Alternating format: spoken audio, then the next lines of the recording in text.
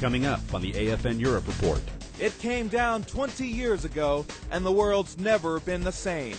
We bring you back to AFN's coverage of the fall of the Berlin Wall. It's a great day for Berlin. Plus, we meet a man who once served on the other side of that wall. Now he works together with NATO. And big hats, small hats, silly hats. Kids learn from what's on their heads in Naples, Italy. Cookie star. Those stories and more. Your station. Your stories. The AFN Europe Report starts now. Hello and thanks for watching the AFN Europe Report. I'm Petty Officer Aaron Chase. 13 are dead and 29 are wounded after a gunman attacks soldiers at Fort Hood, Texas. Now the search for answers begins. The Army's Chief of Staff says the Army is taking a hard look at itself following the rampage. General George Casey says the Army wants to make sure something like this never happens again. The General says he also believes the country shouldn't focus on the religious background of the shooter, Major Nidal Malik Hassan. The General says it could, quote, heighten the backlash against all Muslims in the military. Now we go back 20 years to an event that changed the world. A barrier that divided the city of Berlin since 1961 fell. That barrier, the Berlin Wall, symbolized the divide between communist East Germany and democratic West Germany, and its fall helped change the world at large. AFN was there, and Air Force Sergeant Lee Bellinger introduces us to a man who helped deliver that historic news. The Berlin Wall, for nearly 30 years, a symbol of the Cold War divide between East and West. But on the 9th of November, 1989, the wall finally came down. On the day that happened, and for the next 24 hours, it was incredible glee and disbelief. That was really my best description of it. Forces to Germany, known as Reforger now, began in 1969. 20 years ago, Charlie Gill was an Army sergeant stationed in Frankfurt, West Germany, in the face of AFN Europe as the nightly news anchor. It was at work when he first heard the rumors the wall was coming down. So I went back and checked the old AP teletype machines, the clackety-clack, clackety-clack. They were going berserk. I mean, there were bells ringing, bulletin, bulletin. The wall has opened up. So with East and West Germans celebrating, teams of military reporters were sent to Berlin. It's a great day for Berlin and for all German people. While Sergeant Gill stayed behind in Frankfurt to get the news out. So those guys went and reported every time we could get them on the phone, or we could get tape. You know, we didn't have any way to get tape back except to fly it back. So every plane that came in, we had videotape. Looking back, he's still amazed at the turn of events that were felt far beyond Germany's borders. There was no ceremony; it just happened, and so I think that was the shock from the German population, you know, and also the American population, the world. A world that became a very different place 20 years ago, when Charlie Gill had a front row seat. Tech Sergeant Lee Bellinger, Ramstein Air Base, Germany. As we celebrate the fall of the wall, the U.S. ambassador to Germany shares his thoughts on how the event helped shape U.S. and German relationships and the world at large. I think it's very important to note Americans all over the world are looking with great fondness and great respect at this anniversary. And while the relationship has changed over the past 20 years, the issues before Germany and America tend to be on the global stage, issues that face all of mankind. The relationship is just as strong, if not stronger. We stand together with Germany side by side, center stage on a range of the most important issues facing man today. The reunification of Germany had a huge impact on the lives of East Germans, in particular soldiers for the Communist National People's Army. Most people lost their jobs when the wall came down. Less than 10% of East German officers were allowed to keep serving in the newly unified German army. We found one of those few officers. 20 years later, he's still serving. AFN's Sergeant Tom Mills brings us the story of a soldier from the other side of the wall. I was born in East Germany, grew up there, and was an officer in the National People's Army in East Germany. And now I'm here in the headquarters of NATO, and I guess this is amazing, huh? I was part of NATO in the Army, U.S. Army, and you were part of the threat you were one of our enemies. Colonel Dirk Jox's military journey started in 1987 when he joined the East German Army. Like many young men, he joined the Army to get an education, and he says there was another motivation. As I joined the National People's Army, I thought I'm doing good. I'm doing my bit to prevent war, to keep the freedom and the peace. But soon he realized the West wasn't the enemy. With the experience I got later and the information I got, I had to say, oh, I was on the wrong side normally. Yeah. We could be the aggressor, not the West. When the wall came down in 1989, his whole world changed.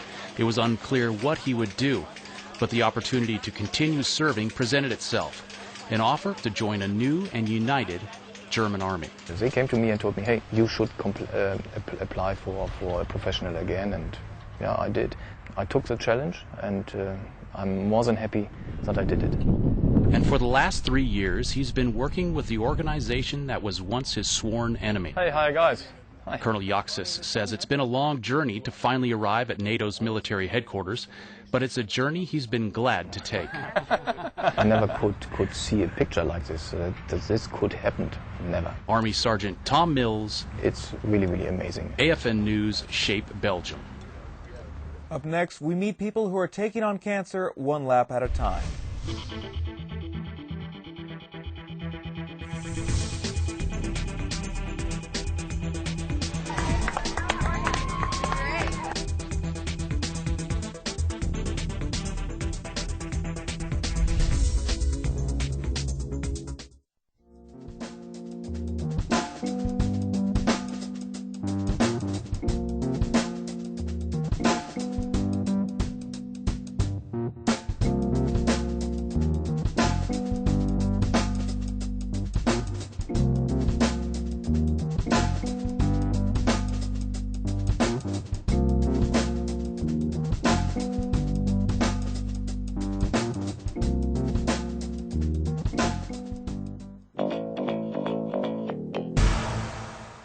Welcome back. Now for the latest update on the H1N1 vaccine. The vaccine started arriving at military treatment facilities this past weekend. The vaccine is mandatory for all uniformed personnel. They and non-uniformed beneficiaries at high medical risk for the H1N1 will receive the vaccine first. High-risk medical conditions include pregnancy, chronic pulmonary like asthma, cardiovascular conditions except hypertension, renal, cognitive, hepatic, cognitive, neurologic, neuromuscular conditions, metabolic disorders including diabetes, immunosuppression disorders including immunosuppression caused by medications or by HIV. Future vaccine shipments approved for non-uniform beneficiaries, including DoD employees, contractors, and family members, are expected in the near future. AFN will continue to provide information about the vaccine as we find out more. Now we focus on something that can keep you healthy. Good food and the food service workers providing it. Valerie Rezanetti takes us to Heidelberg, Germany, where USERA and INCOM Europe recognize the best of the best in Army food service. Welcome to the 42nd Annual Army in Europe Food Service Award Ceremony. A Philip A. Connolly Award. It's the thing soldiers and civilians in the Army culinary community revere and covet. The soldiers think that this is the Olympics of food service. The awards program has been recognizing food service excellence for 42 years. It was developed to improve skills and provide a venue to acknowledge the exceptional food service provided by Army professionals. The program also offers incentives and training opportunities. They receive awards, and that also goes towards promotion points. The soldiers that do the Connolly and Connolly Awards portion of it, they get to go to Reno, Nevada this year. If they win Headquarters Department of the Army, 2 of the soldiers will be selected to go to a prestigious culinary institute for training for 2 weeks in the United States. This year, the MCOM winner for small garrison DFAC was the USAG Hohenfeld's dining facility, and USAG Vicenza, Italy, south of the Alps dining facility, walked away with the large garrison trophy. Both will go on to compete at the Department of the Army level. I am so proud to be a part of them. These soldiers are magnificent. and I think they love it, and I think it's just great. I do.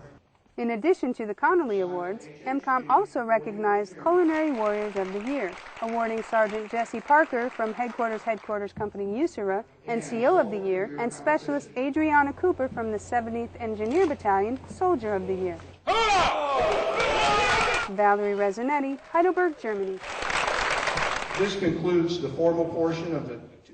Now to Italy, where community members are on the run. They're hitting the track for breast cancer awareness. Airman Joseph Vigil reports. This year at the NSA Naples support site, people were walking and running in support of a good cause, one that personally affects many in attendance. We're out here to support cancer awareness and support those with family members that have cancer and local members of our community that have cancer. One group was out to support a friend, Teresa Amblad, who recently PCS'd to Germany. Teresa was recently re-diagnosed with breast cancer. I met her about 10 years ago. 8 years ago this month, she was diagnosed with breast cancer the first time. This month, again, she found out that she has breast cancer. People walked in support of friends, mothers, children, and sisters, all with one goal in mind: awareness and early prevention. That's the important part about doing self-breast exams and being aware of your breasts. It's just early prevention, early detection, and the earlier you detect it, the better outcomes you have. The 5K walk-run was a chance for the community to show their support for the cause and cancer survivors. Senior Airman Joseph Vigil, Naples, Italy.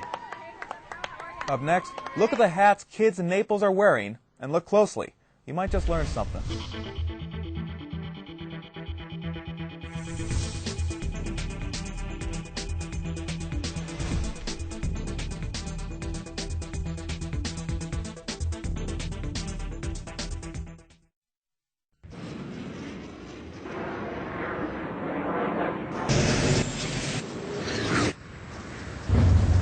What's that? That's the sound of freedom.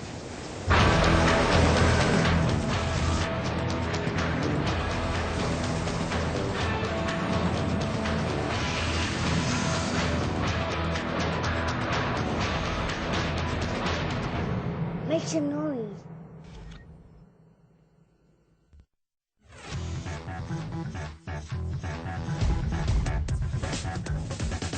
For Croatia. For the past 4 years, serving America's best with us in the 80s, 90s, and today. I'm Mariah Carey, but here's Lincoln Park. I'm on the border of Afghanistan. Okay, we're receiving rocket attacks right now. Hello, and thank you for joining us for this. High school students in Naples. And these markers are all over France.